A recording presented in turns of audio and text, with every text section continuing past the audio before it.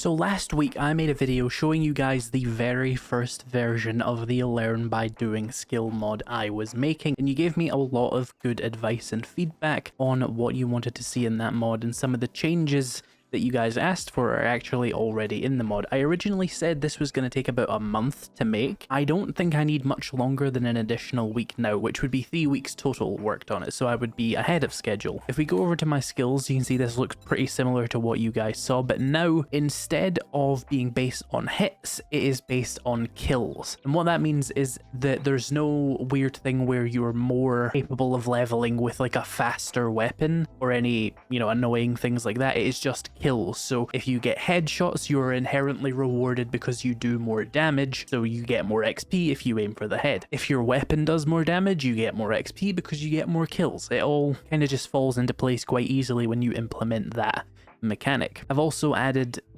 a little tab here that shows you what you should be doing to level the skill, just in case it wasn't clear for any of them. Armor is still leveled by taking damage, but I heard you guys saying that that would be annoying for people who don't get hit, so I've also added it so that it levels exactly the same as athletics, but you have to be wearing at least one piece of armor for that to trigger, and it's slower than athletics would level as well. So you're still incentivized to get into danger and take hits with armor, but you will still level without taking hits, and I think that's a good compromise, because I personally like the getting hit to level armor thing. It's something that was done in Skyrim, and I didn't really have a problem with it then, but people did have vocal complaints about that, so I was like, sure, I'll add the athletics logic into it and make it so you have to wear armor to do it. As we go into some of the perks here, all of the perks are in the game and they are all functional, but some of them have very poor localization still. For example, we can see this is still perk knife guy name. It should only take me a couple of days to get all of this done. It's actually one of the longest steps of the mod, not because it's difficult, but because it's just a lot of writing. I spent probably 3 hours just writing the names and the perk names and the descriptions and all that for all the different perks, because there's just so many of them and so many things you have to write, and you have to be a little bit creative with their names and stuff. But you can see the ones I've done, they are working quite well, and it'll just be a matter of time. So let's go over what the perks are. Sexual Tyrannosaurus, you know it if you've played 7 Days to Die for longer than 2 years. It is your only real way of reducing the stamina you use for melee attacks now, and there is absolutely no stamina on kill in this mod, because I feel like that's a big problem with 7 Days to Die, where it's extremely easy very quickly to become unbelievably powerful because you can just restore stamina by getting kills. I have, at least experimentally, removed every single instance of stamina on kill from the game. Let's just see how that works. I think that's going to be pretty fun. It's going to add a lot more tension back into early game combat in particular. Flurry of Blows, again, if you've played before a couple of years ago, you'll be familiar with this one. It's all melee weapons 30% faster. It's kind of a middle ground between what we had and what we have now. What we have now is 5 perks that will allow you to swing any melee weapons faster. What we used to have was 3 ranks of 1 perk that would allow you to swing one-handed weapons faster. I've combined the ideas into all melee weapons being swung faster with 1 perk. Quite powerful, I would imagine, but that's fine. I'm fine with that. It's limited naturally by the fact that you need 75 athletics to max that out. I don't have to worry about things being powerful if it takes you a long time to reach them, which is the biggest problem with the base game 7 Days to Die's progression, is that you can do the tutorial and you become very competent with a club or a sledgehammer instantly. It takes a long time. You will not be excellent with Flurry of Blows or Sexual Tyrannosaurus at the end of the first week, because it just won't happen unless you do a lot of athletics training. And if you want to do that, knock yourself out. It'll be tedious, but you have the power to do that, just as we've done in games like Skyrim and Oblivion and other games with Learn by Doing. Sometimes you grind out skills and it's boring. I don't think it's my job to take that away from you. I think it should just be, if you want to do that, knock yourself out. It's not going to be fun though, but if that's how you kind of get a secondary background fun from things by pushing them to their limits and trying to do things as fast as humanly possible, go ahead. It's not going to be as fun as just playing the game normally though. The next perk is Charging Bull. This is one that also used to be in the game, a lot older than Flurry of Blows and Sexual Tyrannosaurus anyway. What this does is give you more melee damage and less damage taken while sprinting. It kind of combines a little bit of the idea of Grand Slam and Hard Target as well from the vanilla game currently, but it makes them a lot less annoying, I think. And again, you need high athletics to be able to do this one. I should maybe make that harder to get. Maybe it takes 100 athletics to max that out.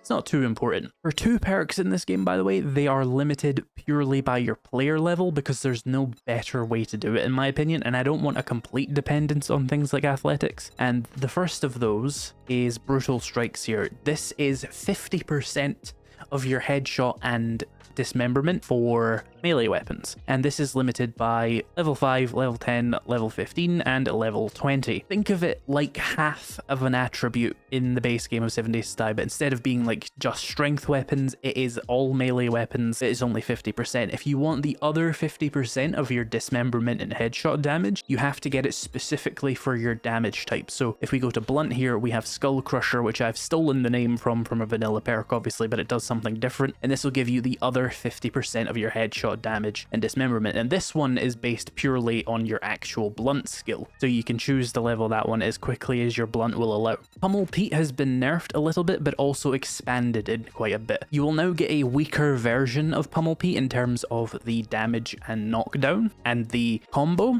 but it now also applies to any blunt object in the game. That includes clubs, fists, sledgehammers, salvaging tools, torches, flashlights, and batons, and brawling. So in some ways it's weaker, but it's a lot more broad, and you can use it on a lot more combat styles now, which I think is pretty fun. The next perk is Sledge Lord. That gives you the first 3 ranks of the vanilla game's Skull Crusher perk, basically, and this is just for sledgehammers. Electrocutioner is exactly as you know it, except it doesn't give you damage because that is governed by your skill. But I have combined the dismemberment and insta-kill just into this perk, because why would it be part of Physician in a system like this? It doesn't need to be. Breaking and Entering is another old 7 Days to Die perk, and it allows you to do a shitload of extra block damage with blunt weapons, so you can smash in doors and containers and stuff with sledgehammers, which used to be like a big part of 7 Days to Die before that kind of just got lost in the shuffle of how the game changed. If we come down to Blade, we have Decapitator, and this is the first one where we don't have localization, so I'll just tell you what it does.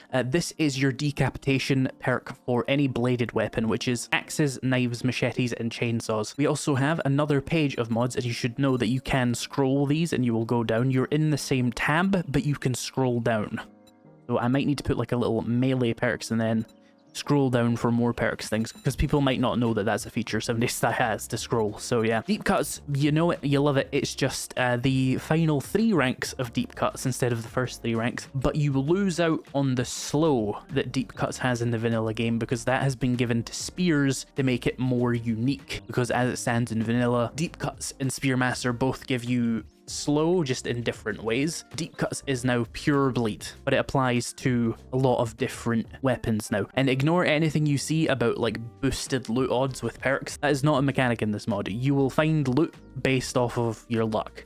There is no way to govern the magazines you find or the parts you find, because that doesn't make much sense, and that's kind of the point of this mod, is to be a bit more immersive than the base game. Knife Guy, again, if you see anything here, please ignore it, because it is only giving you half the story here. What Knife Guy does, and I'll explain this so you can see what I mean, but basically you do get extra attacks per minute. That's pretty obvious. You get 15% faster swing speed with knives and machetes, and you get 250% sneak damage with knives, so you get extra rewards for being stealthy with your knives in this mod. Mangler is a perk for chainsaws and axes, which will reduce the damage that enemies do to you after you have attacked them with an axe. The idea being that you're like mangling their hands and their teeth, and it's harder for them to hurt you. Chainsaw Massacre is just dismember chance for chainsaws to make them more useful as weapons. Lobotomizer is pierce weapon dismemberment and headshot. That is shovels, pickaxes, and spears. Stay Back is Spearmaster with a new name, because obviously it doesn't just apply to spears anymore. And this mod is going to kind of include the tools or weapons mod that I made, so that's why I'm modifying that a little bit.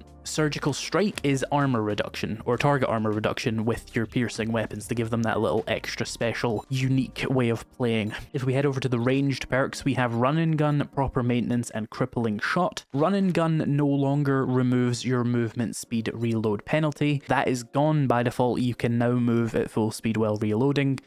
because it's a really awful game mechanic in my opinion. It feels horrible when you try and reload and you're stuck in place, and then you try and switch away to another weapon and it doesn't update fast enough, so you're kind of just like facing away from the zombies and they're hitting you in the back of the head, but your gun is gone. You're no longer reloading and you're just getting smacked. I hate that, so I removed it. You can move at full speed, but this does give you a hip fire accuracy boost and it's governed by athletics. Proper maintenance is governed by engineering and it reduces your degradation use. I think you can get it down to 20% total with all the other effects you have. And crippling shot is actually dismemberment of the leg with ranged weapons to give you a little bit more of a incentive to shoot the legs of zombies, because that was a mechanic in the Escape from Tarkov overhaul that I really liked, and it does make a lot of sense for certain zombies to be countered by shooting them in the legs, because it would be a very effective way of handling it, but there's no really good way to get that damage number that you need to get decapitation or dismemberment, I suppose, on the legs, so I just gave you a huge boost to it. It still doesn't occur like every time or anything, but you can laser beam someone's legs off relatively easily with it maxed out, and this is governed by your player level as well, and it costs 2 levels per level to unlock it, if that makes sense. Gunslinger is the base game Gunslinger. It gives you the reload speed multiplier and it gives you the combo damage effect, which isn't listed here because it's a buff. 9mm Peter gives you a fire rate buff with 9mm weapons, but it also gives you a big boost to the controllability of 9mm weapons. So you will have a lot less recoil when using 9mm weapons once you perk into this, because of course 9mm weapons are very, very easy to control in real life. They're very small bullets. You're not going to be getting kicked around by a small handgun. So I reflected that in the 9mm Peter. Yes, it's a dick joke. Perk Duelist gives you a reload speed and a fire rate boost with 44 Magnum weapons. It also gives you, I think, a 60% chance to knock down enemies with 44 weapons, which is scaled to, you know, radiated and charged zombies. They will not be as easy to knock down. And Deadshot is your decapitation and headshot boost for pistols specifically. It costs twice as many skill points as the melee one because it is doing twice as much as the melee one. There is no generic ranged one. And of course it's governed by your pistols. Boomstick, it's a stun and reload speed boost just like it is in the vanilla game. Shotgun Surgeon is actually quite interesting. You'll see it increases your max range by 400% and your damage range fall off by 400% and gives you a spread boost. Basically in the vanilla game you only do full damage with a shotgun at 4 meters away, which is 4 blocks. It's terrible, and your damage completely disappears at 10 blocks. Here, you'll be able to do full damage up to 16 meters with buckshot, and you'll be able to still barely damage things at 40 meters, which is still vastly shorter distances than every other gun in the game, don't worry. Shotguns are still the weakest in range, but this is a bit less insulting to your mind, I suppose, and it also scales with slugs, which have greater range. I think it goes up to being something like 60 meters. But it's still quite low compared to a lot of other guns. I think it's better than 9mm with a slug. Deadeye, pretty much exactly the same as vanilla, but it only scales up to rank 3. Penetrator, exactly the same as vanilla. Modern Hunter. Now, Modern Hunter is one I'll come back to in a second. It's quite interesting, but we have Sniper here. Sniper gives you weapon handling and spread aim. Weapon handling is the speed at which your crosshair returns to its smallest size. So when you aim down sights and your crosshair shrinks, that is weapon handling. That's what that stat is called. This gives you faster weapon handling, meaning you can chain your shots together, and it reduces your spread multiplier quite significantly, to the point where if you have a scoped sniper rifle, you can just aim the crosshair directly onto the enemy's head and you will hit. There's no like weird spread at play like there is in vanilla. Adding perks to do these kinds of things instead of fully overhauling the guns would be like a nice middle ground for the people who want the more realistic guns and the people who don't want the more realistic guns. You just don't take this perk and you can keep the vanilla style arcade guns, I guess. And designated marksman, I'm sure you're getting at this point.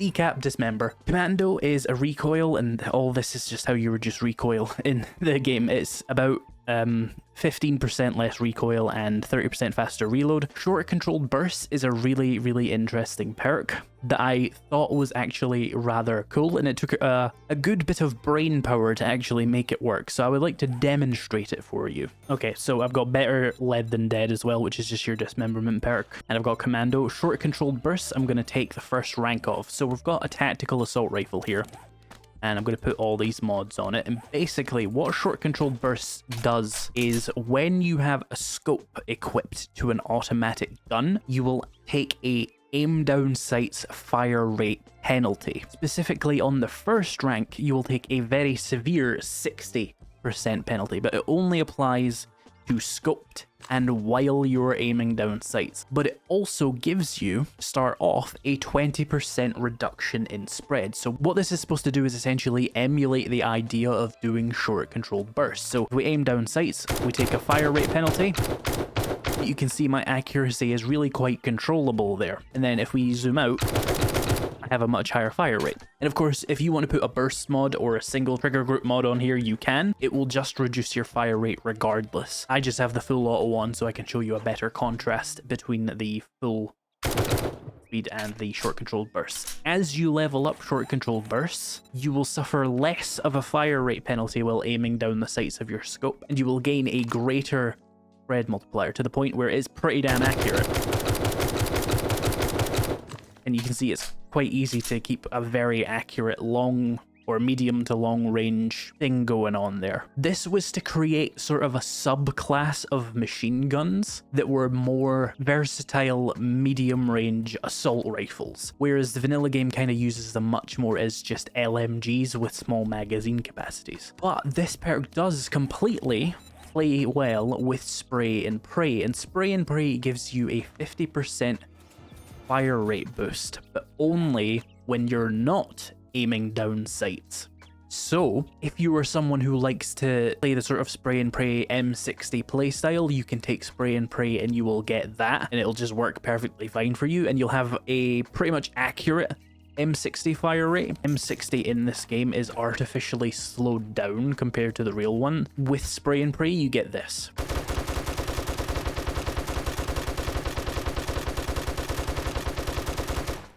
Which is pretty good. It's something like 600 rounds per minute compared to the base game's 440 rounds per minute. But these two work together really quite nicely because one only affects your fire rate when you're hip firing and one only affects your fire rate when you are scoped. So it allows you to have a sort of a mixed playstyle where if you're in close quarters, you can just, with varying accuracy depending on the mods you put on and if you're crouched and stuff. And then if you need to actually do precision shooting, you can, which is an assault rifle. That's what they're for. So that's automatic weapons. Their archery is just, you know, reload speed. I was gonna go perk by perk and explain what all of them do, but at the end it ended up being a 1 hour video because there is something like 104 perks in this mod, and all of them I think are completely functional. I have to make a couple of changes to the charismatic nature perk to make it compatible with the learn by doing system, because obviously attributes don't do anything. But otherwise, every perk is pretty much working, every skill is working, except for the speech skill, which we discussed in the last video. That one requires skill books to level, but I've made those very easily accessible. I thought I would stop here after the short controlled bursts explanation, because you've seen pretty much the most important combat changes. I think there are some bonus things in rifles and archery that you can discover when the mod comes out as well, but I don't want to have to waste your time explaining 100 perks in this video and it would take an hour long. I will wait until the finalized version of the mod to do that, but I thought I would give you another update on how this is going. It's been a week. We've gone from about 25% done to like 80 to 90% done. It's mostly just cleanup now that I need to do. So it should be available in the next couple of weeks, if not just next week entirely. If you would like to see more information about the things I covered in the original video that aren't in this one, I will link it here and you can click on that right now. I hope you're looking forward to this mod. Thank you so much for watching, and I will see you in the next one.